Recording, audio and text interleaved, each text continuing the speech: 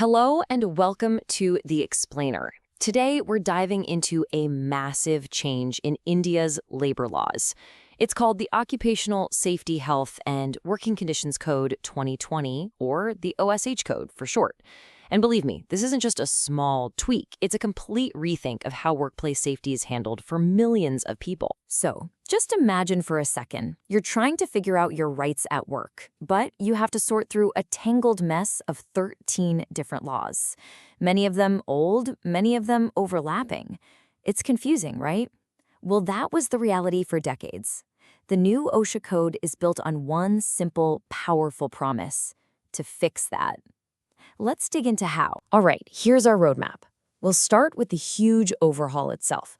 Then we'll get into exactly who this code covers. We'll look at the new duties and rights it creates, and put a spotlight on protections for specific workers.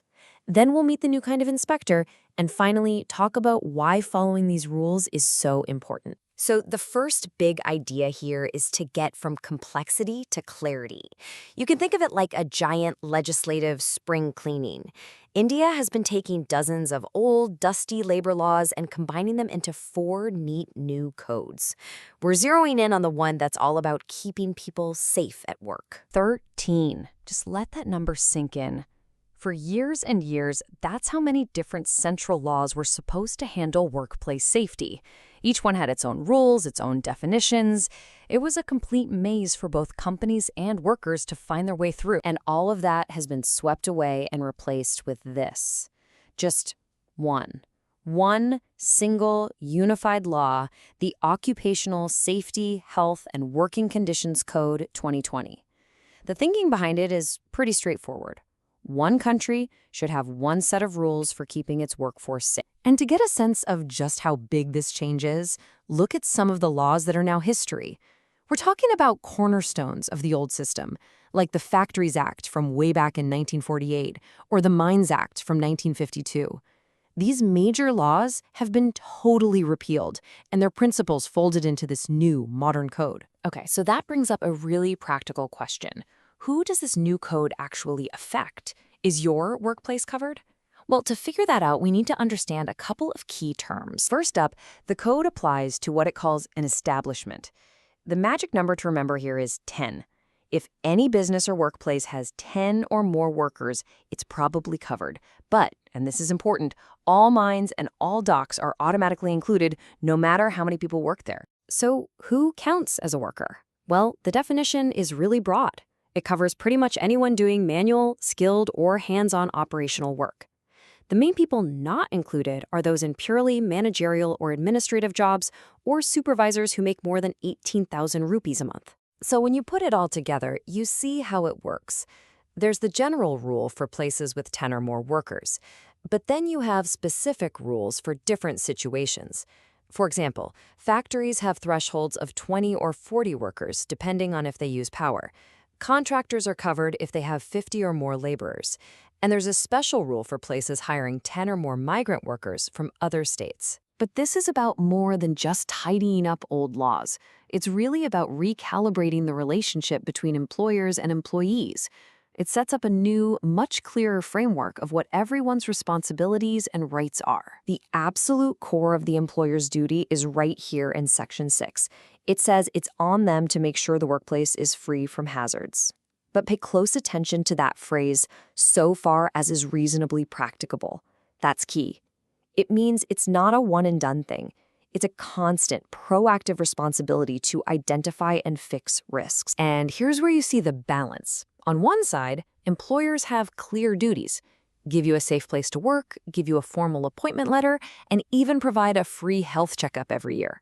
And crucially, they can't make you pay for any of the safety gear or measures. On the other side, employees have rights and duties. You have the right to know about safety issues and report them, but you also have a duty to look out for yourself and your coworkers and to follow the safety rules. It's a two-way street. Now, the code doesn't just paint with a broad brush. It also gets very specific, building in focused protections for groups of workers who have often been the most vulnerable. This is a game changer for interstate migrant workers. The code basically creates Social Security that travels with them. For the very first time, they get a legal right to a travel allowance to go home once a year. They can get their food ration benefits in the state where they're working. And there's even a dedicated toll-free helpline just for them. This is also a huge step forward for women in the workplace.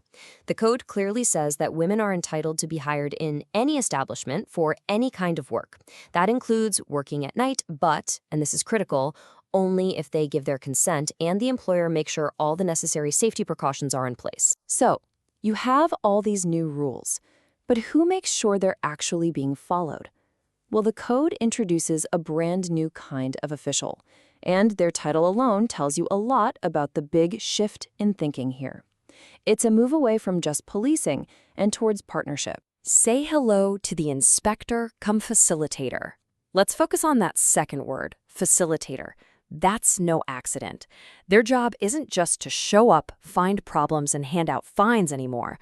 Now, their role is also to guide, to advise, and to actually help both employers and workers figure out how to follow the law. So their role now follows this new playbook. Step 1 is to advise. Step 2 is to inspect. And only as a last resort, Step 3 is to enforce. The philosophy is clear. Let's try to get this right through cooperation first. Prosecution is what happens when that fails. But don't think for a second that this facilitator approach means the code is soft. It definitely has teeth. Let's talk about what happens when the rules get broken, because the penalties are serious. The stakes are as high as they get. If an employer breaks the rules and it leads to a worker's death, the penalty is severe. We're talking up to 2 years in prison, on top of a fine of at least 5 lakh rupees. The message here is crystal clear. Cutting corners on worker safety can have life-altering consequences. And look at this. The responsibility goes beyond just the employer and employee.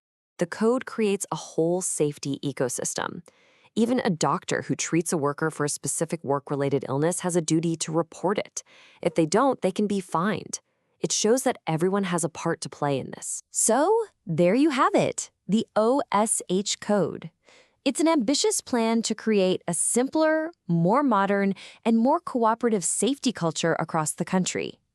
By swapping 13 old laws for one and changing the role of inspectors, the hope is to build a much safer future. The big question now, of course, is how all this will translate from paper to the real world to protect the millions of people in India's workforce. And that's our explainer for today. Thanks for joining me.